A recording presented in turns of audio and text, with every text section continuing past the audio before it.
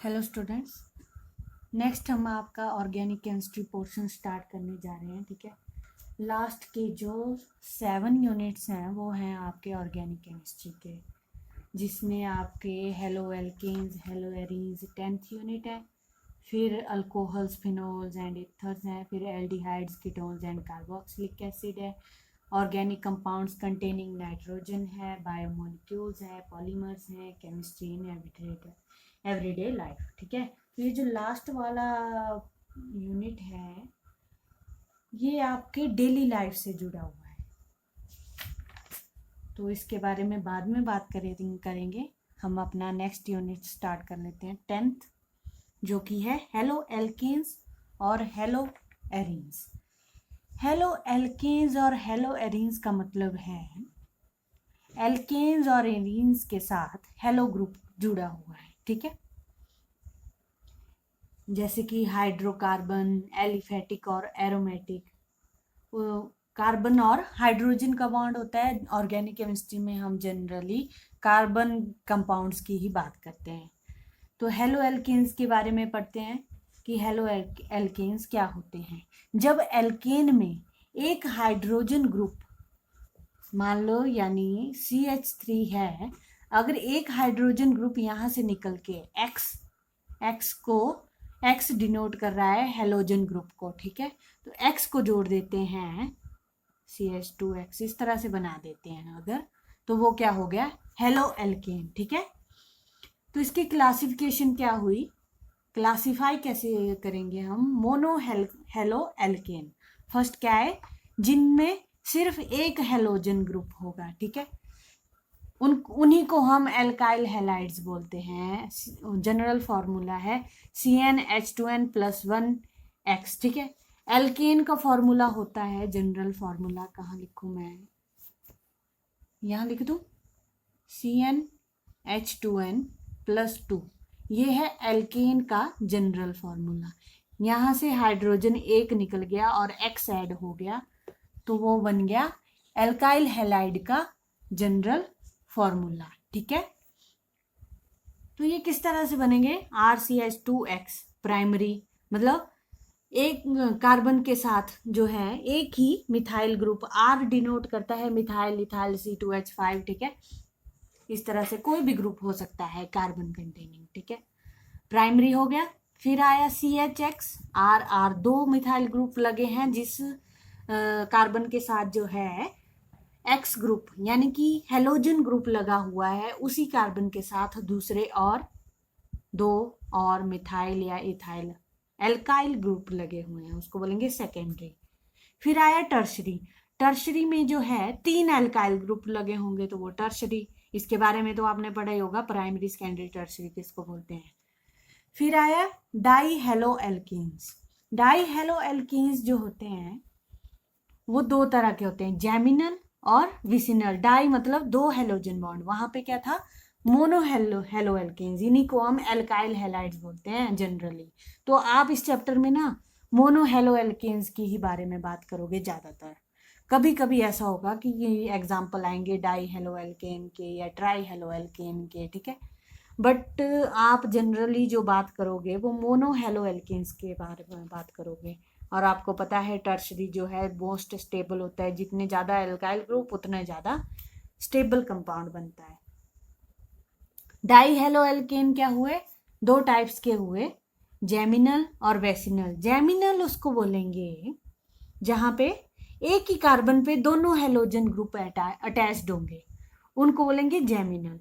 Vicinal किसको बोलेंगे, जो नेबरिंग कार्बन एटम में, मतलब एक दूसरे के आसपास जो कार्बन एटम होंगे उन दोनों पे जो है हेलोजन ग्रुप अटैच होंगे। ठीक है, जैसे कि ये CH2, तो ये दोनों एक ही बॉन्ड के साथ जुड़े हुए हैं, तो इनके ऊपर हेलोजन एटम लग गया है, तो इसको विसिनल पोजीशन बोलेंगे।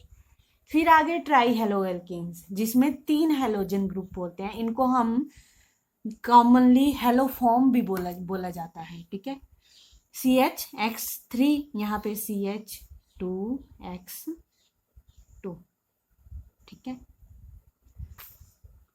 और यहाँ पे सॉरी CH3 भी CH4 होना था और ये CH3X बन जाना था।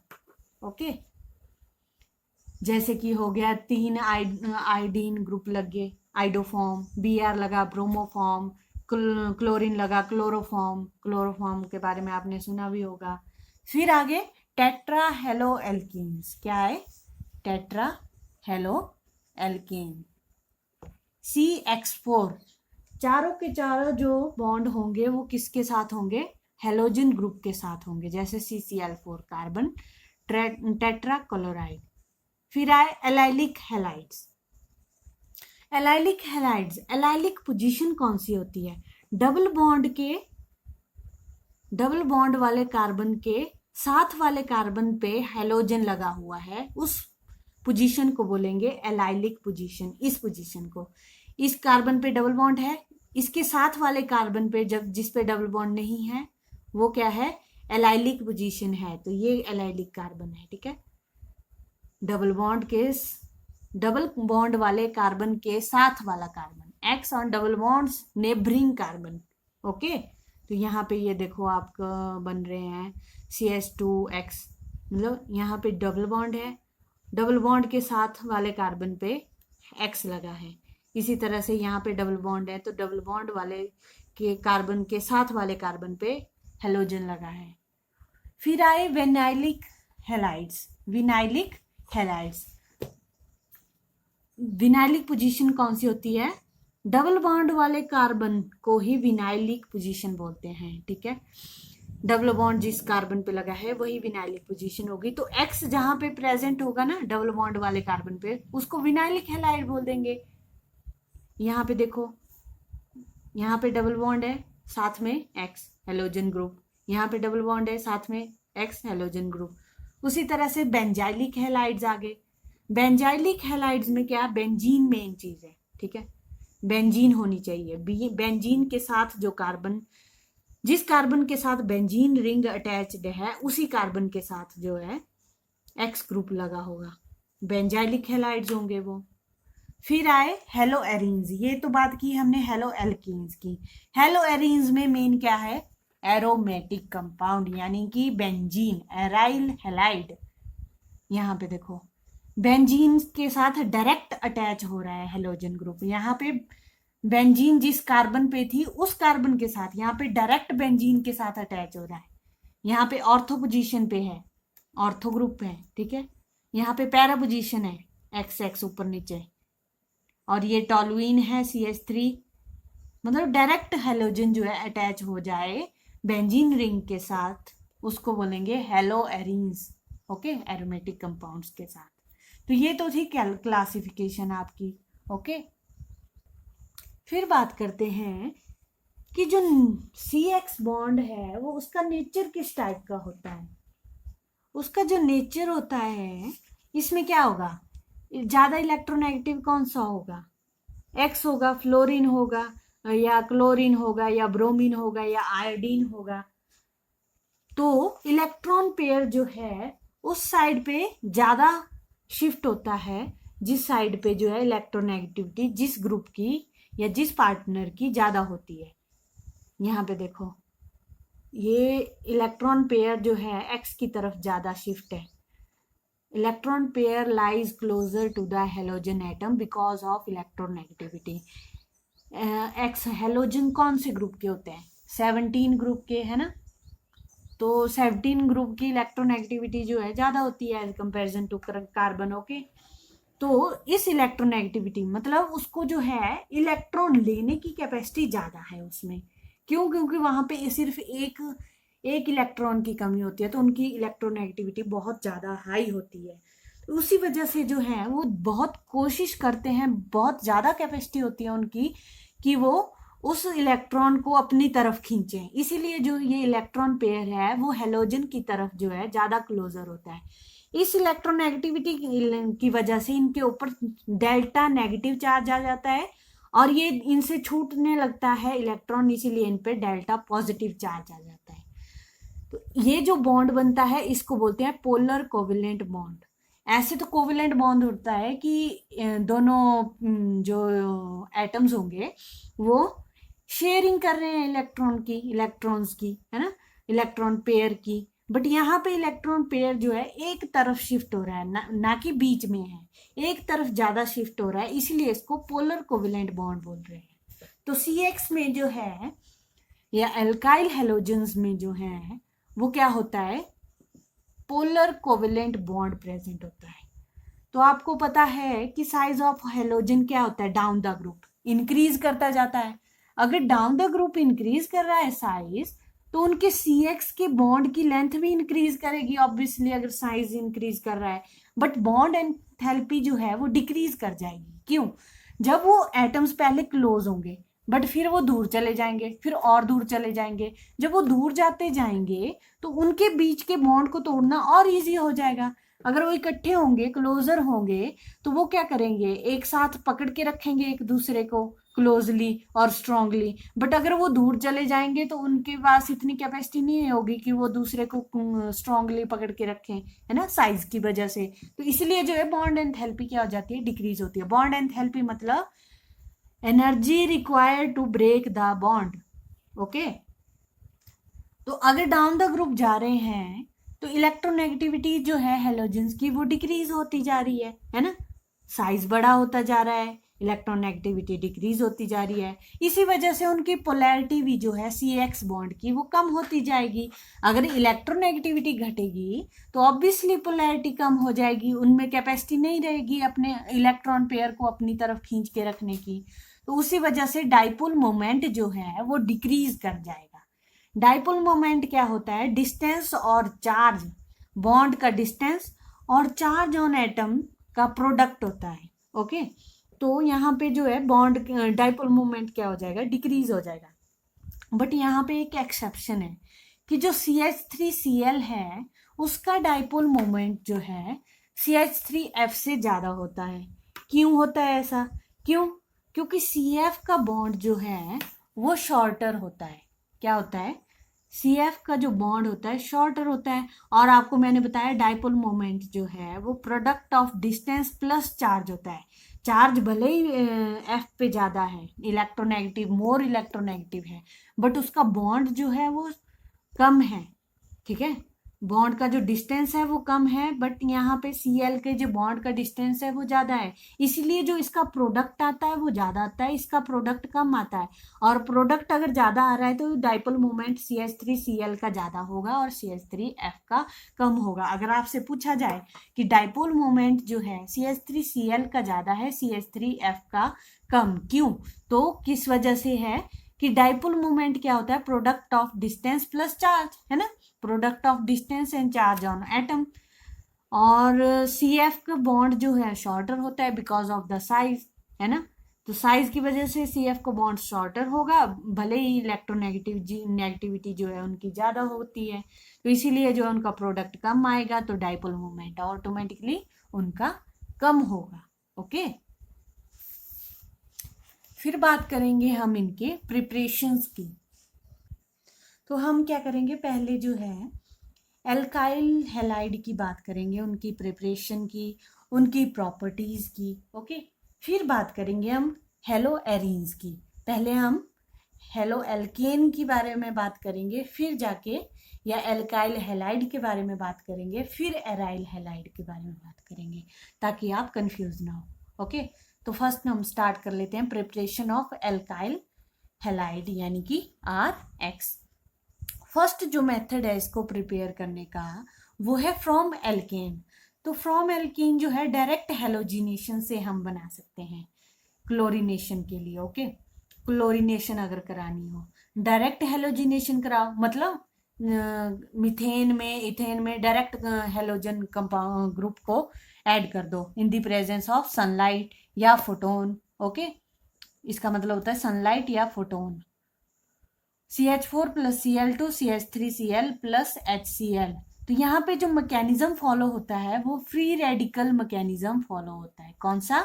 Free radical mechanism. बट ये जो रिएक्शन है वो प्रेफर नहीं होती है लैब में। क्यों नहीं होती है?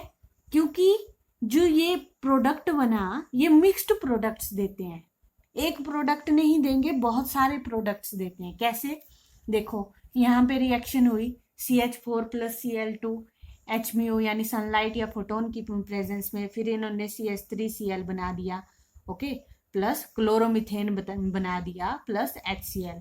फिर ये क्या करते हैं, फिर से सनलाइट की प्रेजेंस में Cl2 के साथ एक और Cl को ले लेंगे और H को रिमूव कर देंगे, ओके। फिर यहाँ पे डाइक्लोरोमीथेन बन जाएगा CH2Cl2 प्लस HCl। फिर ये फिर से क्या करेगा, एच म्यू या सनलाइट की प्रेजेंस में Cl2 को लेगा और CH3 बना देगा plus HCl, H mu Cl2 फिर से लेगा और CCl4 कार्बन टेट्राक्लोराइड बना देगा। मतलब यहाँ पे एक ये प्रोडक्ट मिला, एक ये प्रोडक्ट मिल गया, एक ये प्रोडक्ट मिल गया, एक ये, मतलब 4 प्रोडक्ट मिल गए आपको यहाँ पे। तो इसीलिए जो है हमें क्या चाहिए था, सिर्फ ये चाहिए था RX, है ना। बट यहाँ पे हमें क्या मिलता गया, RX2, RX3, RX4, है ना। तो हमें मिक्स्ड प्रोडक्ट मिले, एक प्रोडक्ट नहीं मिला। तो इसलिए जो है इसको प्रेफर नहीं किया जाता, बट इंडस्ट्रीज में जो है इसको प्रेफर कर दिया जाता है। क्या करते हैं हम, लिमिटेशन लगा देते हैं, लिमिट लगा देते हैं, ओके। लिमिट लगा देंगे कि कितना दे रहे हैं, तो वो क्या करेगा, सिर्फ एक ही प्रोडक्ट बनाएगा फिर। तो इंडस्ट्रीज में जो है हम कंडीशंस को जो है कंट्रोल में ले आते हैं, इसी वजह से जो है वहां पे कंट्रोल्ड कंडीशन में लार्ज क्वांटिटी में हम इसको बना सकते हैं। जैसे कि आपसे अगर क्वेश्चन पूछ लिया जाए कि CH3 CH2 CH3 यानी कि प्रोपेन एच म्यू की प्रेजेंस में Cl2 में 2 प्रोडक्ट बनाएगा, या तो CH3CH Cl CH3 या CH3CH2 CH2Cl। तो इसमें से बताओ कि मेजर प्रोडक्ट कौन सा होगा। आपको मैंने बताया कि इसमें फ्री रेडिकल मैकेनिज्म लगना है, ओके। तो यहाँ पे आप मुझे बताओगे कि कौन सा मेजर होगा, ये वाला या ये वाला, ठीक है। कैसे करोगे आप, इसमें देखो फ्री रेडिकल मैकेनिज्म में फ्री रेडिकल किस तरह से बनेगा, 2 तरह से बन सकता है, या तो यहाँ से हाइड्रोजन निकल जाए और यहाँ पे आ जाएगा, या फिर यहाँ से हाइड्रोजन निकल जाए और यहाँ पे एक रेडिकल फ्री रेडिकल बन जाएगा, है ना। 2 तरह से, अगर ये बना तो ये वाला प्रोडक्ट बनेगा, और अगर ये बना तो ये वाला प्रोडक्ट फॉर्म होगा, ओके। बट आप यहाँ पे देखो ये कौन सा फ्री रेडिकल है, प्राइमरी। अगर यहाँ पे लगता है तो सेकेंडरी फ्री रेडिकल बनेगा। तो आपको पता है कि जो सेकेंडरी फ्री रेडिकल होता है वो प्राइमरी से ज्यादा स्टेबल होता है ना। यहाँ ऐसे tertiary is more stable then secondary is more stable then primary. तो यहाँ पे सेकेंडरी अगर बन रहा है तो ऑब्वियसली उसका मेजर प्रोडक्ट बनेगा, ओके। तो ये वाला जो है वो मेजर बनता है और ये वाला प्रोडक्ट जो है वो माइनर बनता है। जो इनकी क्वांटिटी देखी जाती है ना, तो 55% ये बनता है, 45% ये बनता है, ओके। तो कई बार आपसे ये भी पूछ लेते हैं कि ये 55% बन रहा है, ये 45% बन रहा है, अगर ये माइनर है तो ये 45% में क्यों बन रहा है। उसकी वजह ये है कि यहाँ पे जो है सिर्फ 2 हाइड्रोजन जा सकते हैं, बट यहाँ साइड वाली पोजीशन से यहाँ से भी 3 हाइड्रोजन जा सकते हैं, यहाँ से भी 3 हाइड्रोजन, यानी कि 6 वेज हैं इस प्रोडक्ट को बनाने के, और ओनली 2 वेज हैं इस प्रोडक्ट को बनाने के, ओके। इसी वजह से जो है ये 45% है, क्यों, क्योंकि 6 वेज हैं इसको बनाने के, तो इसीलिए। तो आपसे अगर मेजर माइनर पूछा जाए तो आप देख लो स्टेबिलिटी, फ्री रेडिकल स्टेबल कौन सा है, प्राइमरी है, इंटरमीडिएट, फ्री रेडिकल इंटरमीडिएट कौन सा बन रहा है, प्राइमरी बन रहा है, सेकेंडरी बन रहा है, या टर्शरी बन रहा है। अगर तो यहाँ पे टर्शरी बन जाता तब तो वो और भी स्टेबल होना, तो फिर हमने वो वाला प्रोडक्ट फॉर्म करना था जिसमें टर्शरी कार्बोकेटायन के थ्रू जो है प्रोडक्ट बने, ओके। ये तो बात की हमने क्लोरीनेशन की। अब ब्रोमिनेशन की, जहां पे ब्रोमीन ऐड होना हो तो वो सेम है क्लोरीन की तरह, ओके। फिर आई आइडियोनेशन की बात, okay. CH4 plus I2 H mu CH3I plus HI। But यहाँ पे क्या होता है, ये रिएक्शन रिवर्सिबल हो जाती है। रिवर्सिबल क्यों होती है, क्योंकि ये जो HI है ये स्ट्रॉन्ग रिड्यूसिंग एजेंट है, ये इसको रिड्यूस करके फिर से CH4 प्लस I2 बना देता है। तो फिर इस आइडोनेशन कैसे करेंगे हम, तो हम क्या करते हैं, for better yield of alkyl iodide we use strong oxidising agent. ये स्ट्रॉन्ग रिड्यूसिंग एजेंट है, तो हम यहाँ पे स्ट्रॉन्ग ऑक्सीडाइजिंग एजेंट यूज कर लेते हैं, जैसे कि HNO3 या HiO3 कंसंट्रेटेड फॉर्म में। तो ये जो ऑक्सीडाइजिंग एजेंट होते हैं वो इस स्ट्रॉन्ग रिड्यूसिंग एजेंट के साथ मिलके इसको रिमूव करते जाते हैं, ताकि ये जो है इसको रिड्यूस ना कर पाए। ठीक है, जैसे कि यहाँ पे रिएक्शन देख लो, HiO3 ले लिया हमने ऑक्सीडाइजिंग एजेंट, यहाँ पे HI, तो ये I2 प्लस H2O में कन्वर्ट हो जाएगा, है ना, I2 प्लस H2O, बट यहाँ पे O3 है तो हमें यहाँ पे 3 लगाना पड़ेगा। अब यहाँ पे अगर 3 लगा दिया तो ये हाइड्रोजन क्या हो गए, 6 हो गए। ओके, 6 हाइड्रोजन हो गए, तो हमें यहाँ पे एक यहाँ पे है तो यहाँ पे 5 कर दो, 6 बैलेंस हो गए। अब यहाँ पे I कितने हो गए, 5 6, तो हमें I को भी 6 बनाना पड़ेगा, तो 3I2। तो इस तरह से हम बैलेंस कर देते हैं।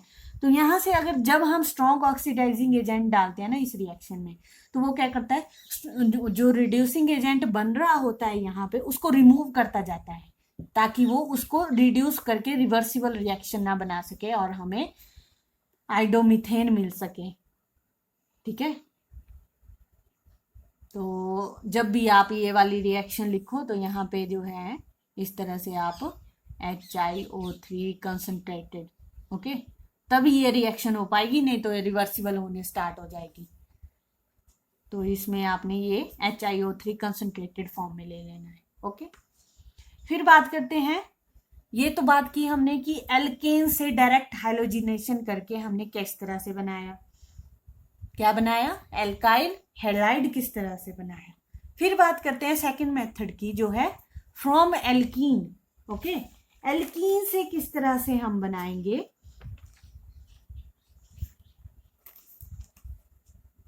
Alkyl halide.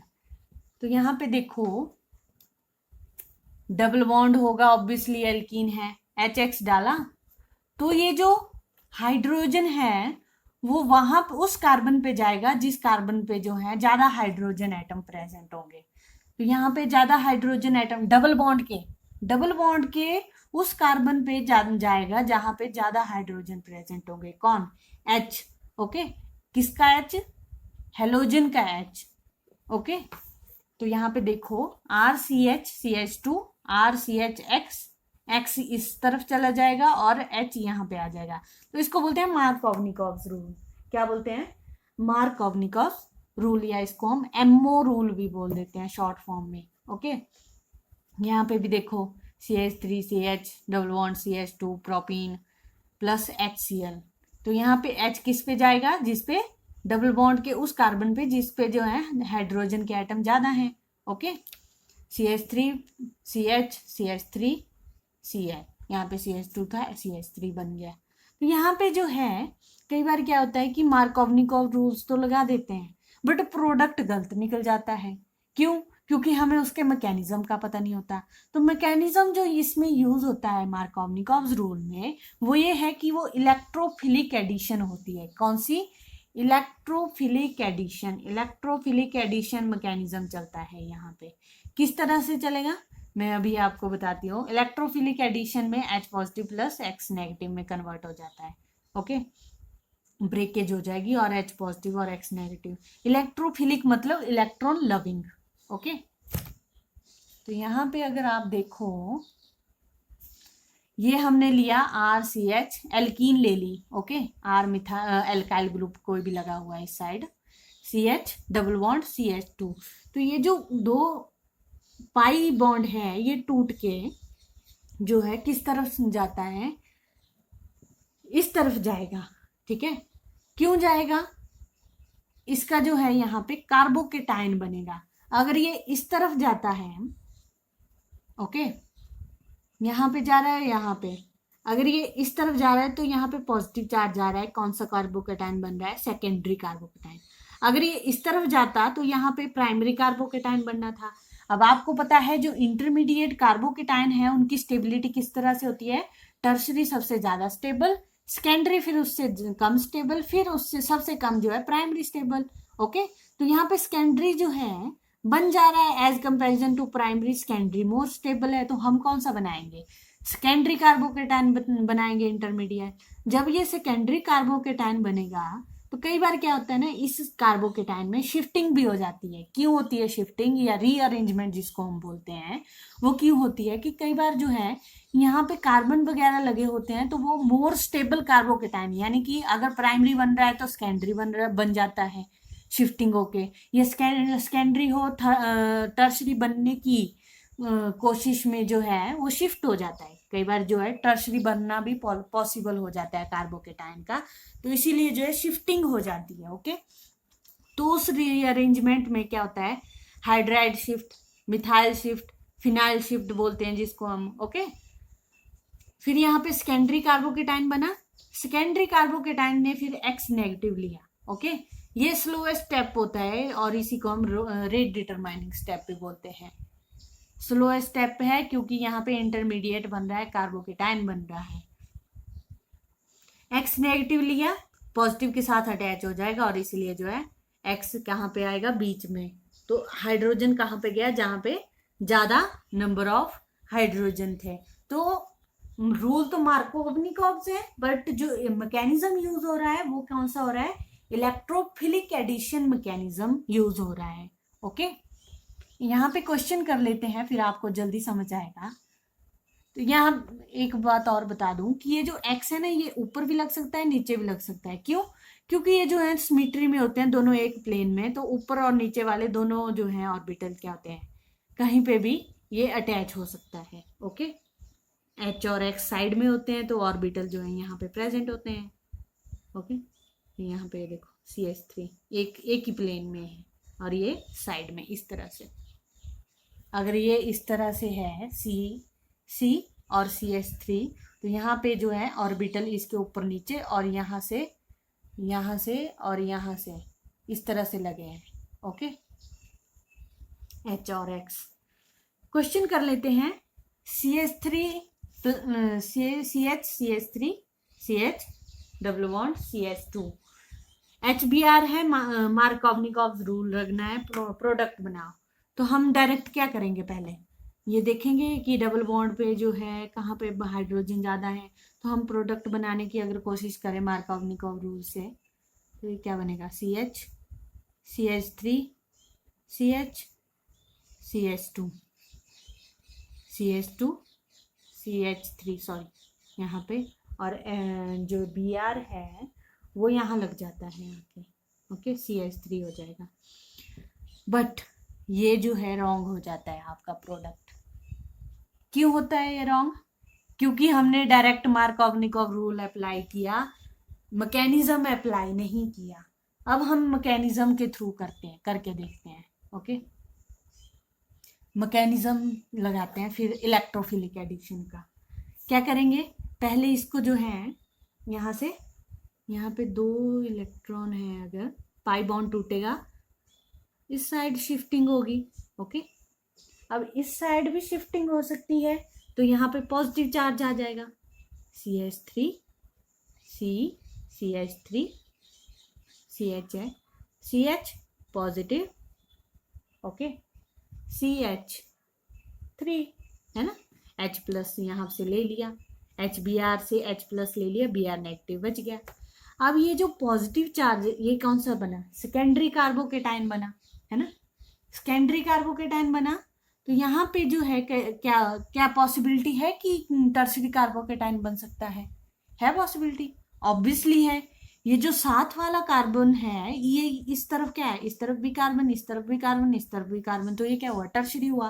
तो अगर किसी तरह से यहाँ पे पॉजिटिव चार्ज आया जाए तो ये क्या बन जाएगा, टर्शरी कार्बोकेटाइन बन जाएगा।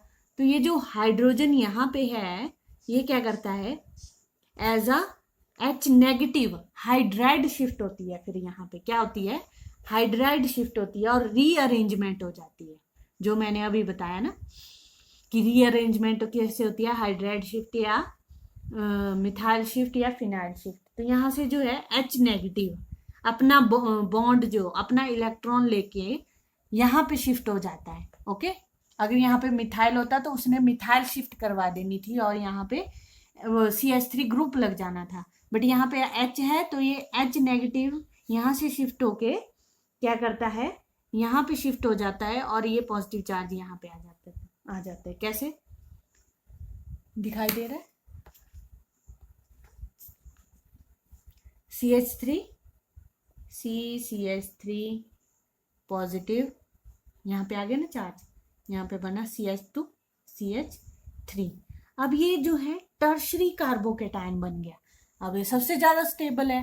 अब रिएक्शन प्रोसीड होगी, तो अब ये Br नेगेटिव को लेगा। ओके, Br नेगेटिव को लेगा और यहाँ पे अटैच कर देगा CH3 CH3, यहाँ पे Br CH2 CH3। ठीक है, तो ये बना प्रोडक्ट, ये नहीं बना। मार्कोवनिकॉव रूल्स कभी भी मत लगाना डायरेक्ट जब ये इस तरह के केसेस हो जहां पे पॉसिबिलिटी हो कि कार्बोकेटाइन जो है मोर स्टेबल बन सकता है। तब क्या करना, इलेक्ट्रोफिलिक एडिशन मैकेनिज्म लगाना और फिर प्रोडक्ट बनाना। ओके, इलेक्ट्रोफिलिक एडिशन लगाना जहां पे जो है इलेक्ट्रॉन लविंग या कार्बोकेटाइन जो है मोस्ट स्टेबल बने, वही वाला प्रोडक्ट बनेगा। ओके, और कोई प्रोडक्ट नहीं बन सकता। तो ये वाला सही है और ये वाला गलत है। अगर हमने डायरेक्ट लगा दिया होता तो हमारा क्वेश्चन गलत हो जाना था। तो एल्कीन से हमने क्या किया, मार्कोवनिकॉव रूल किया, जिसमें जो है कौन सा मैकेनिज्म फॉलो होता है, इलेक्ट्रोफिलिक एडिशन मैकेनिज्म फॉलो होता है। ओके, फिर क्या है कि एक एक्सेप्शनल केस है कि जो HBr है वो मार्कोवनिकॉव रूल्स को फॉलो नहीं करता। वो किसको करता है, परऑक्साइड इफेक्ट को, या उसको जो मार्कोवनिकॉव रूल्स का एंटी मार्कोवनिकॉव रूल फॉलो करता है, या जिसको हम खराश इफेक्ट भी बोलते हैं, या परऑक्साइड इफेक्ट भी बोलते हैं, या एंटी मार्कोवनिकॉव रूल्स भी बोलते हैं। ओके, तो ये किस में फॉलो होता है, सिर्फ ओनली इन HBr, जब HBr के साथ क्या दिया हो, परऑक्साइड दिया हो। तो यहाँ पे क्या होगा, मार्कोवनिकॉव रूल क्या था, हाइड्रोजन उस कार्बन पे जाएगा डबल बॉन्ड वाले जहां पे हाइड्रोजन ज्यादा होंगे। अब यहाँ पे हाइड्रोजन उस डबल बॉन्ड वाले कार्बन पे जाएगा जहां पे हाइड्रोजन कम होंगे। ओके, तो यहाँ पे देखो RCH double bond CH2 plus HBr peroxide. Peroxide आपको जनरली जो देते हैं वो देते हैं बेंजॉइल परऑक्साइड। क्या देते हैं, बेंजॉइल परऑक्साइड। यहाँ पे ये है, ये स्ट्रक्चर बेंजॉइल परऑक्साइड का। तो अगर आपको ऐसा ना लिखा हो परऑक्साइड की जगह ये स्ट्रक्चर बना के दे तो कंफ्यूज नहीं होना है, ये है बेंजॉइल परऑक्साइड का स्ट्रक्चर। या इसका फॉर्मूला लिख के दे देते हैं, C6H5C_O ब्रैकेट में 2 बाहर O2। ओके, तो यहाँ पे Br कहाँ पे जाएगा, जहां पे हाइड्रोजन ज्यादा होंगे, या इस तरह से याद रख लो, या इस तरह से याद रख लो कि हाइड्रोजन कहाँ पे जाएगा, उस डबल बॉन्ड वाले कार्बन पे जहां पे हाइड्रोजन क्या होंगे, कम होंगे। तो RCH2 CH2Br, ये प्रोडक्ट फॉर्म हो गया। ओके, क्वेश्चन कर लेते हैं। CH3 CH CH2 प्रोपीन है, HBr परऑक्साइड आपको दिया हुआ है benzoyl peroxide, anti Markovnikov rule से CH3 CH2 CH2Br। Okay, but यहाँ पे HCl दिया हुआ है। ओके, और परऑक्साइड दिया है। तो अब आप क्या करोगे, यहाँ पे आप क्या फिर से वहीं पे हाइड्रोजन को वहां लेके जाओगे जहां पे कम है? नो, एंटी मार्कोवनिकॉव रूल सिर्फ वही फॉलो होता है जहां पे HBr दिया हो। सिर्फ HBr के लिए एंटी मार्कोवनिकॉव रूल फॉलो होता है, बाकी किसी के लिए नहीं। ओके, तो HCl अगर दिया है तो ऑब्वियसली Cl वहां पे जाएगा जहां पे कम हाइड्रोजन है, और हाइड्रोजन कहाँ पे जाएगा, जहां पे ज्यादा हाइड्रोजन है। यहाँ पे जो मैकेनिज्म फॉलो होता है ना एंटी मार्कोवनिकॉव रूल्स में, वो होता है free radical mechanism follow. Okay, free radical mechanism के बारे में आपने पढ़ा भी होगा +1 क्लास में, बट मैं फिर से बता देती हूँ कि क्या होता है। फ्री रेडिकल मैकेनिज्म में फर्स्ट स्टेप होता है इनिशिएशन का। उसमें क्या होता है, रेडिकल जनरेट होता है, फ्री रेडिकल। ओके, कैसे, बेंजॉइल परऑक्साइड लिया हमने, ये बेंजॉइल परऑक्साइड है C6H5C, बस रिंग की जगह हमने उसका फॉर्मूला लिख दिया C6H5, C double bond O C double bond O C6H5। Okay, heat किया उसको, अगर हीट करेंगे तो यहाँ से बीच से बॉन्ड टूट जाएगा और ये अपना अपना इलेक्ट्रॉन अपने पास ले जाएंगे, या जिसको हम रेडिकल बोलेंगे। रेडिकल ले लेंगे तो यहाँ पे जो है 2 रेडिकल बन जाएंगे, C6H5 C double bond O पे फ्री रेडिकल। अब ये क्या करेगा, फ्री रेडिकल जो है यहाँ पे O पे जो फ्री इलेक्ट्रॉन है, फ्री रेडिकल है, ये इसके साथ डबल बॉन्ड बनाने की कोशिश करेगा। तो यहाँ से जो है वो ये बॉन्ड टूट जाएगा कार्बन और बेंजीन के बीच में। जब ये बॉन्ड टूट जाएगा तो यहाँ पे जो है फ्री रेडिकल आ जाएगा और ये अपना फ्री रेडिकल कवर अप करके कार्बन डाइऑक्साइड बना देगा। तो हमें अब बेंजीन का फ्री रेडिकल मिल जाएगा, C6H5 फ्री रेडिकल। अब यहाँ पे जो हमने HBr लिया होगा, वो HBr का Br जो है वो अपना रेडिकल ले लेगा और ये जो फ्री रेडिकल होगा वो H के फ्री रेडिकल के साथ कंबाइन करके बेंजीन बना देगा, C6H5 C6H6, और यहाँ पे हमसे फ्री रेडिकल मिल जाएगा Br फ्री रेडिकल। तो हमें बस यही जनरेट करना था इस स्टेप में, यहीं से फिर आगे की रिएक्शन स्टार्ट होगी। फिर क्या करते हैं, फिर नेक्स्ट स्टेप आता है प्रोपेगेशन का। प्रोपेगेशन में क्या करता है, वो जो फ्री रेडिकल जनरेट हुआ है वो एल्कीन के साथ या एल्कीन के साथ रिएक्ट करेगा।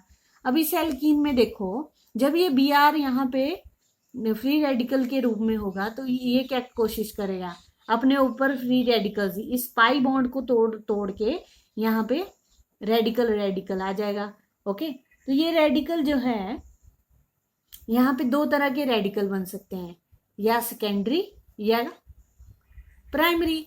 अगर यहाँ पे फ्री रेडिकल आता है तो प्राइमरी फ्री रेडिकल बनेगा, अगर यहाँ पे फ्री रेडिकल आता है तो सेकेंडरी फ्री रेडिकल बनेगा। तो हमें क्या मिलेगा, यहाँ से सेकेंडरी फ्री रेडिकल मिलेगा और ऑब्वियसली Br जो है यहाँ से अटैच कर जाएगा, Br यहाँ पे अटैच कर जाएगा और हमें सेकेंडरी फ्री रेडिकल बन जाएगा जो कि मोर स्टेबल है, CH3CH फ्री रेडिकल CH2Br। अब ये जो नेक्स्ट HBr होगा वो क्या करेगा, फिर से Br को, अब Br अपना रेडिकल ले लेगा और H जो है यहाँ से अटैच होके CH3CH2CH2Br बना देगा और Br रेडिकल जो है फिर से जनरेट हो जाएगा। तो ये प्रोसेस ना रिपीटेटिव टाइम्स में चलती रहती है, बार बार होती रहती है, बार बार ये रेडिकल बनता जाएगा, बार बार जो है यहाँ से फिर से प्रोसेस स्टार्ट हो जाएगी, नेक्स्ट प्रोपीन आएगी और फिर से हमें ब्रोमोप्रोपेन मिल जाएगा। ओके, तो ये रिएक्शंस चलती रहती है। फिर हमें अभी इसको खत्म कैसे करना है, टर्मिनेट कैसे करना है, रोकना कैसे है, तो इसके 3 मैकेनिज्म है, रोकने के 3 मेथड हैं। या तो ये जो Br रेडिकल जनरेट हो रहा है लास्ट में, इन दोनों को 2 बार अगर जनरेट होता है तो इनको आपस में मिला के Br2 बना दो, ब्रोमीन बना दो, या ब्रोमीन वाटर बना दो, Br2 को ब्रोमीन वाटर बोलते हैं। तो इन फ्री रेडिकल को जोड़ के Br2 बना दो, रिएक्शन टर्मिनेट हो जाएगी। या फिर ऐसा करो, जो ये यहाँ पे सेकेंडरी फ्री रेडिकल जो जनरेट हो रहा है वो क्या करे, Br के साथ, इस Br के साथ रिएक्ट करके जो है रिएक्शन को टर्मिनेट कर दे, यहाँ पे भी Br जुड़ जाए और CH3CHBr CH2Br 1,2 डाई ब्रोमोप्रोपेन हो जाए। ओके, तब भी जो है ये रिएक्शन स्टॉप हो जाएगी। जब Br रेडिकल ही नहीं बचेगा, सारा यहाँ से वो इसको ले लेगा, सेकेंडरी फ्री रेडिकल इसको ले लेगा, तो यहाँ पे क्या बचेगा, फ्री रेडिकल नहीं बचेगा। अगर फ्री रेडिकल ही नहीं बचेगा तो ऑब्वियसली रिएक्शन क्या हो जाएगी, टर्मिनेट हो जाएगी। ये सेकेंड मेथड था। थर्ड मेथड क्या है कि ये जो फ्री रेडिकल बन रहे हैं ये दोनों आपस में जुड़ जाएं, 2 फ्री रेडिकल हो वो और आपस में जुड़ जाएं। जैसे CH3, इसको हमने इस फ्री रेडिकल को जो है इस फॉर्म में लिख लिया है, ठीक है, CH3 एक साइड को, CH2 यहाँ पे लगा दिया और यहाँ पे आगे, ताकि ये आपस में जुड़ सकें। तो यहाँ से आगे से भी सेम इसी तरह का 2 लिखा ना, तो ये आपस में बॉन्ड बना लेंगे और क्या बनाएंगे, 1,4 die bromo 2,3 di methyl 1 butane. क्या बनाएंगे, 1,4 die bromo 1,4 die bromo 2,3 di methyl 1 butane. मैं ये मान के चल रही हूँ कि आपको IUPAC नेमिंग आती है। ओके,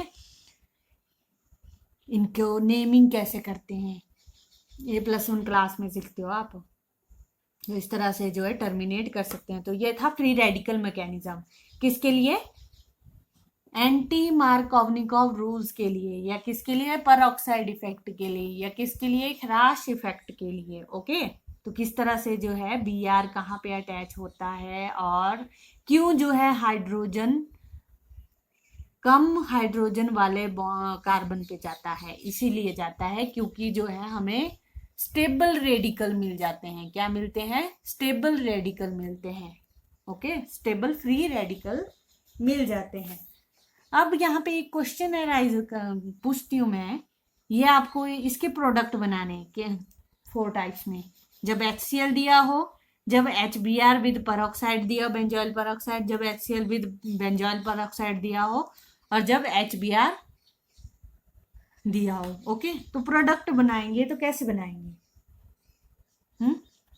HCl दिया है मतलब डायरेक्ट मार्कोव-निकोव रूल लगा दो। मार्कोव-निकोव रूल क्या बोलता है? हाइड्रोजन कहाँ पे जाएगा? जहां पे ज्यादा हाइड्रोजन प्रेजेंट होंगे। तो यहाँ पे CH2 है, यहाँ पे CH, यहाँ पे C, यहाँ पे CH3 है ऑब्वियसली, और यहाँ पे भी CH3 है। 1 2 3 4, यहाँ पे सिर्फ C है, यहाँ पे CH2 है। तो CH2 यहाँ पे 2 हाइड्रोजन है, यहाँ पे एक भी नहीं, तो H यहाँ पे चला जाएगा और HCl कहाँ पे आएगा? यहाँ पे। तो Cl कम पोजीशन वाली जगह पे चल गया। फिर HBr है तो ऑब्वियसली डायरेक्ट मार्कोव-निकोव रूल्स लगेगा। ठीक है, यहाँ पे भी सेम प्रोसीजर चलेगा। Br कहाँ पे चला जाएगा? जहाँ पे कम हाइड्रोजन होंगे। फिर HCl दिया है with benzoyl peroxide, but anti Markovnikov rule कहाँ पे फॉलो होता है? किसके लिए फॉलो होता है? HBr के लिए। तो यहाँ पे HCl दिया है तो यहाँ पे भी मार्कोव-निकोव रूल्स लगेगा और प्रोडक्ट बन जाएगा सेम इसी तरह से। Okay, Cl। अब यहाँ पे HBr दिया बेंजोइल परऑक्साइड, तो यहाँ पे चेंज आएगा। अब हाइड्रोजन कहाँ पे जाएगा? जहाँ पे कम हाइड्रोजन है। तो ऑब्वियसली ब्रोमीन कहाँ लगेगा? जहाँ पे ज्यादा हाइड्रोजन है। ओके, तो ये बन गए प्रोडक्ट।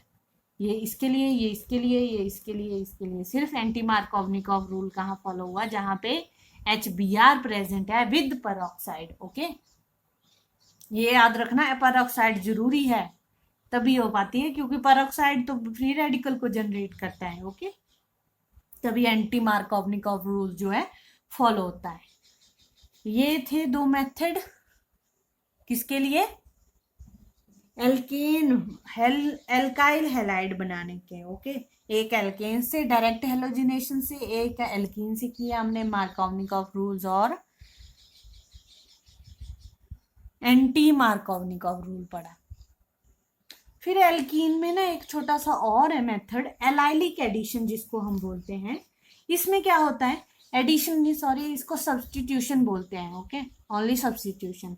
तो इसमें क्या होता है? एल्कीन में जो है एक्स हेलोजन जो है रीजेंट की प्रेजेंस में सब्स्टिट्यूट हो जाता है हाइड्रोजन को रिप्लेस करके। ओके, एडिशन नहीं होती, सब्स्टिट्यूशन होती है। तो रिएजेंट कौन कौन से हैं? जैसे कि हेलोजन अगर हाई टेम्परेचर पे प्रेजेंट है तब भी क्या होगी? एलाइलिक सब्स्टिट्यूशन होगी। अगर NBS है, N ब्रोमोसक्सिनामाइड है, तो एलाइलिक सब्स्टिट्यूशन ऑफ ब्रोमीन होगी। या थायनाइल क्लोराइड है, SO2Cl2, तब एलाइलिक सब्स्टिट्यूशन Cl2 के लिए होगी। ओके, कब कब होगी एलाइलिक सब्स्टिट्यूशन? जब हेलोजन अगर हाई टेम्परेचर पे प्रेजेंट है तब एलाइलिक सब्स्टिट्यूशन होगी, या जब NBS है तो किसके लिए होगी? ब्रोमीन के लिए। जब थायनाइल क्लोराइड है तो किसके लिए होगी? क्लोरीन के लिए। तो यहाँ पे अगर देखो आप, CH3CH double bond CH2, chlorine high temperature पे। ओके, तो कहाँ पे लगेगा? ऑब्वियसली यहाँ पे Cl। थायनाइल क्लोराइड है, ऑब्वियसली Cl। ब्रोमीन है, ब्रोमीन के लिए होगी Br। NBS है तो ऑब्वियसली Br। ओके, ये होगी एलाइलिक सब्स्टिट्यूशन, हाइड्रोजन को रिप्लेस करके हेलोजन लग गया। तो इस तरह से जब भी आपको हेलोजन अगर हाई टेम्परेचर पे दिया हो, थायनाइल क्लोराइड पे दिया हो, ओके, तो आपने डबल बॉन्ड नहीं रिमूव करना है, यहाँ पे डायरेक्ट जो है हाइड्रोजन को रिप्लेस करके क्लोरीन हेलोजन आइटम लगा देना है। ठीक है, डबल बॉन्ड को रिमूव मत करने लग जाना।